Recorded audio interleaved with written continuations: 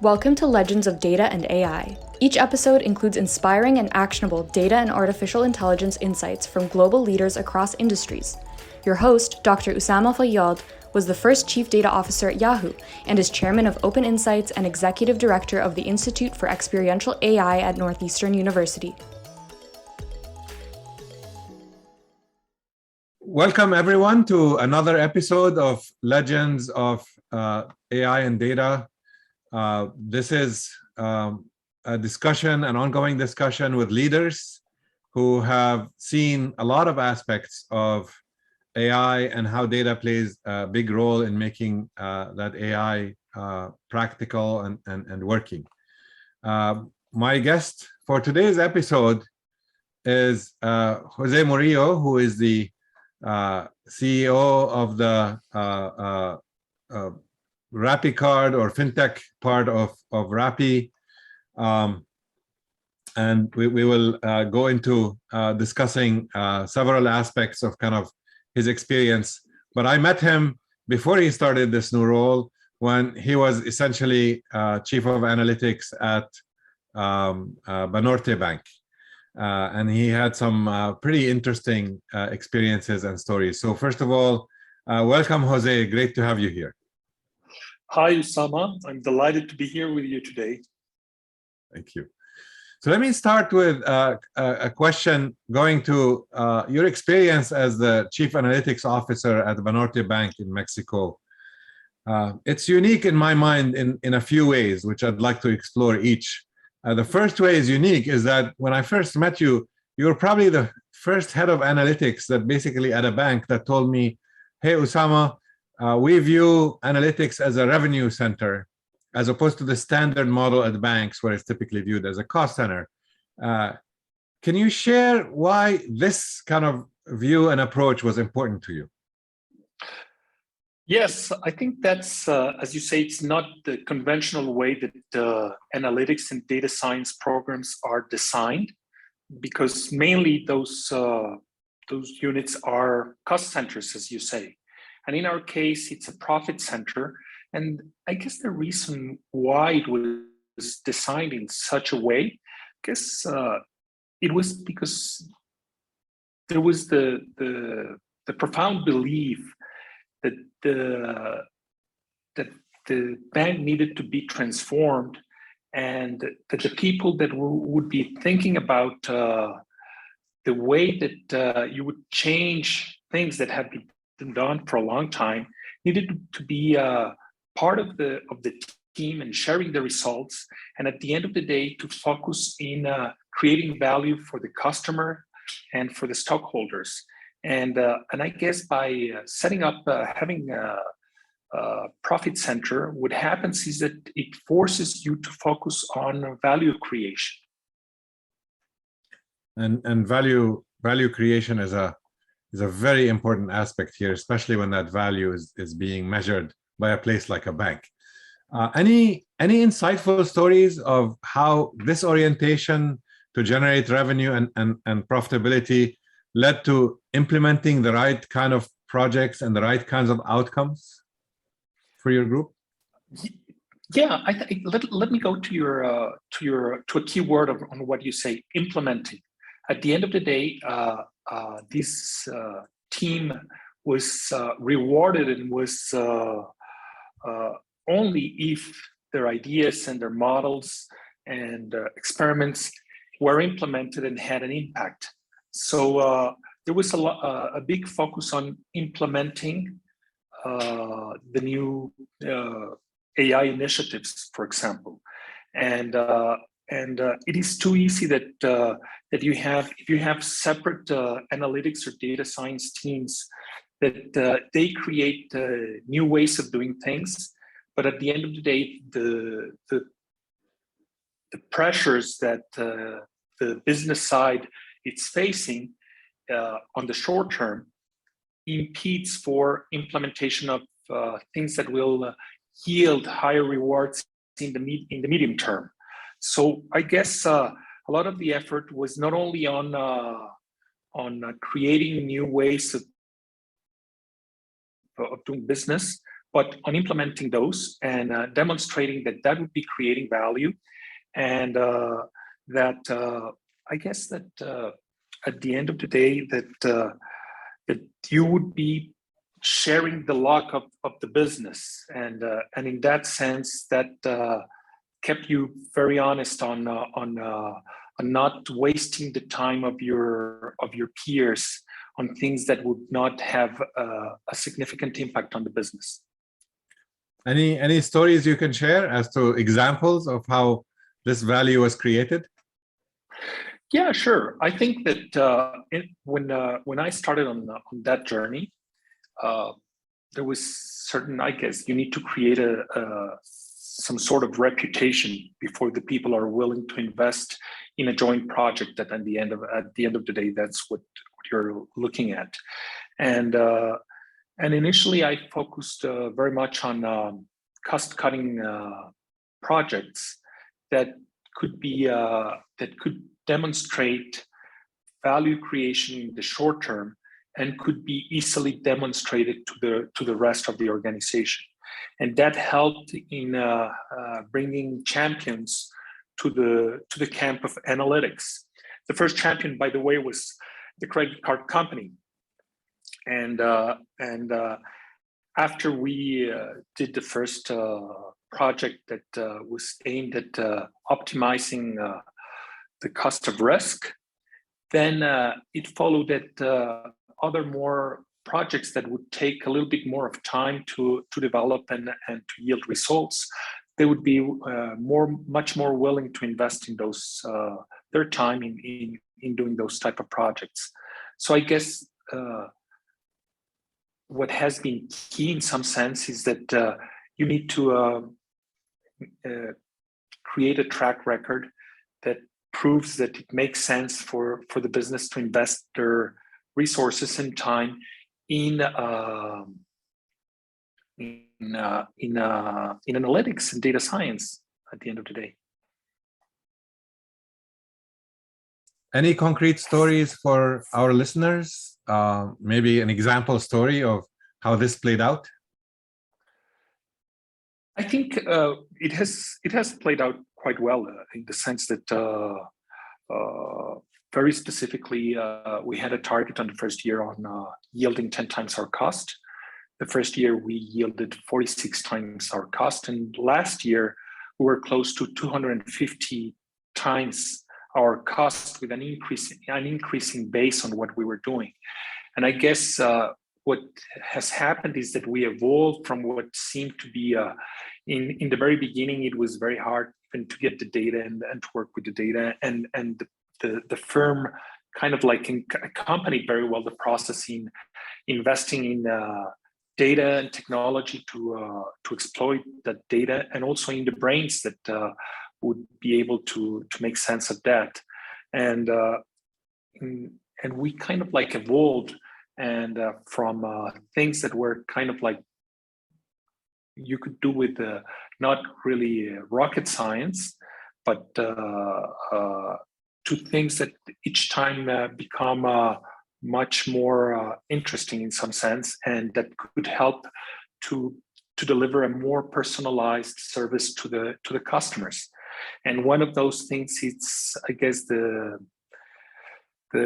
use of three things. One is that experimental techniques to have a much better understanding of the customer. The use of causal machine learning techniques to understand what are the right populations to which you should be applying your findings on the way that you would be serving better your customers, and the digital channels that have been really increasing at a fast pace, so that you can have a feedback loop that very quickly helps you understand if you're doing things the right way. Those Jose, those numbers are amazing. I mean, I wish many business leaders who are listening to us would take this to heart, and I wish many more businesses would hear about this. I mean, setting a goal where you say, hey, analytics group, you need to deliver 10 times your cost and value, and then going ahead and exceeding that at 40x and 250x, that is phenomenal. And in fact, for someone like me, it doesn't surprise me, but for many business leaders, I think they don't know the power of data to kind of achieve this. The other aspect that I find interesting in your experience is, of course, you built a lot of your team and efforts in Mexico. Any insights on whether it is easier or more difficult to build effective AI and analytics teams in a place like Mexico, as opposed to the more traditional so-called hotbeds of AI, like the US, UK, or EU? It's a very good question, Usama. And let me tell you, I guess in Latin America, not only Mexico, we had a kind of like in a window of opportunity to hire talent, in the sense that the whole AI revolution has been lagging more developed economies. But you have very good talent within the region, and so you had kind of like a first mover advantage in looking for talent. Nonetheless, the markets have been tightening for the last couple of years at a higher pace, and that has become more difficult to attract top talent and to retain it. In some sense, also the change in the way people are working from instead of from an office, doing it from work from any place, that has enabled a lot of regional talent to move not only within their country boundaries, but at a more global sphere. Yeah, so that is a challenge. Indeed. I mean, that whole pressure, I mean, this basically says, to compete for the local talent, you no longer have to compete with your local competitors, which you might have a good chance of competing against, but now you have to compete with the likes of Amazon and Google and Microsoft and Facebook and so forth. And that's really creating a pretty amazing marketplace, this work from anywhere dynamic. Yeah, go ahead. No, yeah, you're right. And then you also have new players. For example, all the fintechs that have been, there are new businesses that are also within the demand that their business models relies heavily on data science, and that certainly has its supply. It has been kind of like constant, and then you have the effect of global demand plus new players and in local markets that has make it a little bit more difficult to retain and hire top talent. Shifting gears with your experiences, what are your views on how critical AI and therefore data, because the only parts of AI that work are data driven, how critical is AI to the future of analytics and financial services and to financial services in general? I think it is, it's maybe to your listeners, we are preaching to the cobblers, but I think it's critical, and it's critical to that you understand that you have the tools, but as you say, that you also have the right data to understand much better the customers. And in Latin America, I guess the big promise is for financial inclusion, and to be able to read much better which customers are credit worthy. That's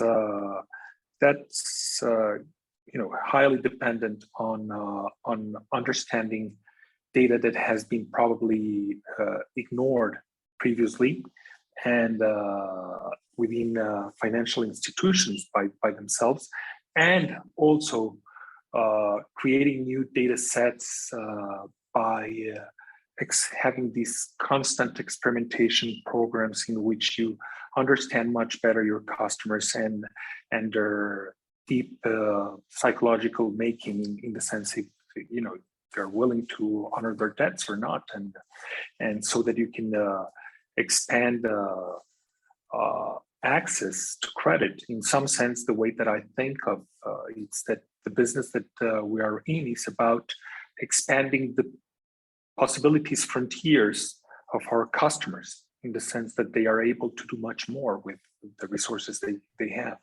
No, absolutely, and the move from kind of just dealing with well-structured data to dealing with behavioral data, which is much more powerful predictively, but of course much more difficult for humans to deal with, and hence you need the help of AI algorithms and analytical algorithms. To get AI to work right, there's a big dependence on machine learning and data science. How did you manage to make sure, in your experience, the right data at the right quality and the right granularity and detail is available to kind of fuel your efforts? Yes, the first part of the equation is that you need to make significant investments in curating your data, having the data that you already have within the firm, that everybody agrees that that's the right data, that it's well understood what that data means, and that it's properly, that you have one single source of truth in some sense. The second part is, as I was saying, that you have, I guess, smart people understanding what type of data could potentially also add to understanding much better the customer, so that because at the end of the day, that's a high dimensionality problem in which you have lots of information and you have limited resources, and you need to focus on what's the data, the additional data that will help you understand much better the customers, and what do you have in the company, what you don't have in the company, and what you don't have, what can be created or not. So I guess this business, at the end, you require much fewer people, but that they are highly trained and quite smart, so that they can understand what to look for. You recently transitioned from leading analytics and AI for Banorte Bank to being the CEO of the new spin-out Fintech, which is a startup, and I'm sure it helped that you were running your analytics teams as a business to begin with. But how do you characterize this transition? How do you compare the difference in the roles between kind of being the head of analytics inside a bank to being the CEO of a Fintech? I guess some of the tricks that I learned as a chief analytics officer can be translated to my new position. In some sense, you try to lead with much more information, much more data. You value much more the insights that you're getting from your data science team, and you're willing at the end of the day to place bets on more novel ways of understanding the risk of your customers. So I guess it is more. I guess the big benefit is the mindset that you bring to be willing to take some measured risks on what the data is telling you, and the willingness to depart from more conventional ways of assessing customers. I guess that's the big thing, and also personally, it's something that has changes now that I'm on the other side. Also, you are facing all the short-term pressures of meeting the targets, and so you have, but I guess my past as a chief analytics officer brings me always to mind that you should be always investing for something that it's more on a longer horizon than the next quarter. Yeah, and I think in this new age of data and AI, having a CEO who really understands data and AI is probably gives you an advantage over kind of the typical CEO profile. So, and I'm biased, of course, in my opinion. But on that topic, what would be? Can you share with us how you think of the role of AI and machine learning, kind of in this new business that you're running at Rappi? Yes, certainly. I think that one of the main role is to be able to develop our customers through their life cycle initially a lot of the effort it's and I guess the big opportunity it's on as I said on who you are admitting to the product, in having on your admission models, how you use non-conventional data to have a much better understanding on the risk profile of the customer, and then that you are able to be more agile in the way that you're managing the credit limits that you have for the customer, and that you have a much better understanding on if a customer is getting into trouble, so that you can proactively help the customer to get out of trouble. So that's, I guess, what's the big promise of artificial intelligence, and so that you can really be a much better partner of the customers, and to be much more. And I guess the big change for the region is if you really help people have access, a much larger pool of people have access to credit. As I said, it's all about expanding the possibilities of frontier of our customers. Yeah, and striking that balance between the good goals of inclusion and kind of avoiding some of the pitfalls of maybe misusing the data or doing AI responsibly is a very, very interesting challenge. Going back, we discussed kind of the importance of talent in AI and data science and analytics, and how difficult it is to kind of find and retain. Any words of advice you have for other companies regarding kind of talent?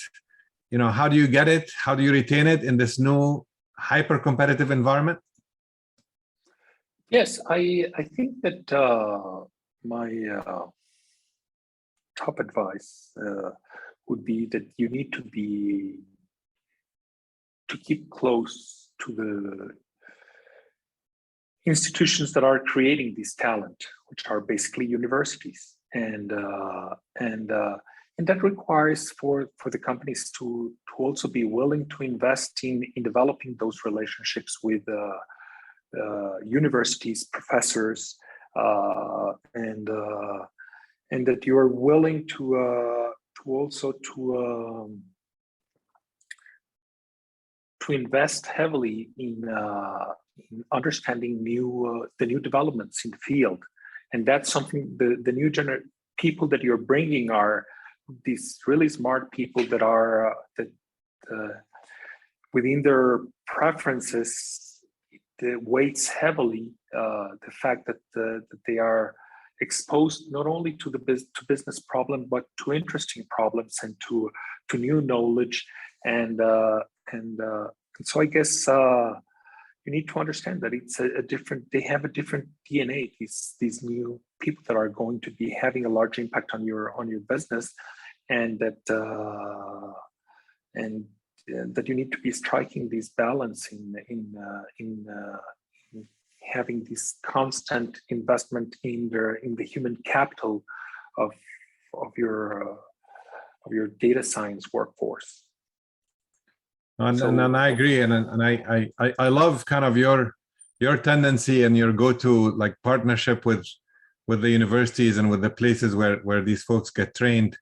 At Northeastern University, we definitely believe, in fact, that the universities also kind of must own the responsibility of figuring out how to make that training more relevant and more usable by the businesses through getting the students and the learners exposed to the right kinds of problems and the right problem solving.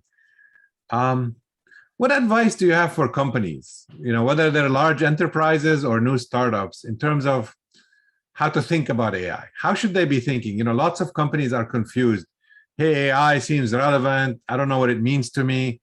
And asking this generically, like what would you say to companies about thinking of the technology of AI? I think that probably a decade ago, it was something that companies were could defer that investment and think, well, that's in the future. But the future is now, and you have to, if you haven't made the right investments so far, you need to do a severe catch up or really rethink on what's going to be your position in the market in the very near future, because you have what's happening is that some rivals or unconventional rivals in different industries might have been under the radar for some years, but now it's something that it's suddenly something that starts to rise at an exponential pace, that it's going to be impossible to catch up. So I guess this is kind of like the last call to for companies that have not done those investments to catch up, or really to think on very severely on what's going to be their future in their industries. Very, very serious and kind of alarming warning there for companies to kind of wake up and take this extremely seriously. I couldn't agree with you more. My last question to you, and we are so grateful for your time. In your experience, what is missing in the world of AI and data that would make it more of a mainstream activity that gets it to a point where all sorts of companies can benefit from it? It's not like the special few who choose with difficulty to invest, but it should become kind of a mainstream activity. What do you think is missing from your perspective? I think that companies are still figuring out where should be those artificial intelligence groups be placed within a company, and I guess my main point is on how you started our conversation, is that these groups should be designed as profit centers, and to basically share the good or bad luck of the company, so that the incentives are aligned to value creation. Too often, what happens is that people that are managing the companies do not have a data science background, so it's kind of like hard for them to understand who should they be hiring to do these things, what they should be asking them to do, what are the yardsticks that they should agree on for developing the business, and so even top management, I guess, has to invest in understanding how these groups can help them. Otherwise, if top management doesn't understand what's the potential of what artificial intelligence can do for you, it's too often the projects are limited to the cost-cutting projects that have a very limited contribution that they can potentially bring to the company. So it's if you're thinking it's AI, it's only about creating a chatbot, well, that's going to be quite limited. Yeah, no, and as we often say, you can't save your way into growth. You have to think creatively, and you have to go after kind of new opportunities. Jose Murillo, thank you so much for sharing your experiences and your words of wisdom. We appreciate your coming on this episode, and thanks for being here. Thank you for having me, Usama. All right. Bye-bye. Bye-bye. Thanks for listening to Legends of Data and AI. We hope you enjoyed our deep dive into the world of data and AI. If you're keen to learn more about making data and AI work in the real world and in any organization, join us next episode and subscribe to the podcast. As always, you can head over to open-insights.com to sign up for our email list, learn more about the work we do, and have access to data resources. See you on the next podcast.